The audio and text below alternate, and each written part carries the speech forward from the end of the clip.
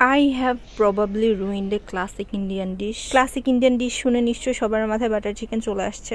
আর হ্যাঁ, আমি আসলে বাটার চিকেনের 12টা বাজিয়ে দিছি, বাট আমার কোনো দোষ নাই। সব দোষ হচ্ছে আমার আম্মুর আর আম্মুর আনফাংশনাল ইনকনভিনিয়েন্ট কিচেনে। প্লিজ কেউ আমরা স্মরণ করাই দিবেন না যে নাচ না জানলে উঠুন বাঁকা। একটা রেসিপি কখনোই সফল হবে না যদি না আপনি ওটা 100% সেম ভাবে ফলো করেন। অ্যাটলিস্ট প্রথমবার আপনাকে ঠিকভাবেই ফলো করতে হবে, পরে আপনি নিজের মতো অ্যাডজাস্ট করতে পারেন। আমি এখানে অনেক ভুল করছি। এক তো হচ্ছে ফ্রোজেন টমেটো নিচ্ছি, তার উপরে আম্মুরও হচ্ছে চিকেনগুলো ভাজতে বলে আমি ভালো মতো বলিনি, তো আম্মু হচ্ছে চিকেন ভাজতে গিয়ে ওটার প্রায় কারি বানায় ফেলছে।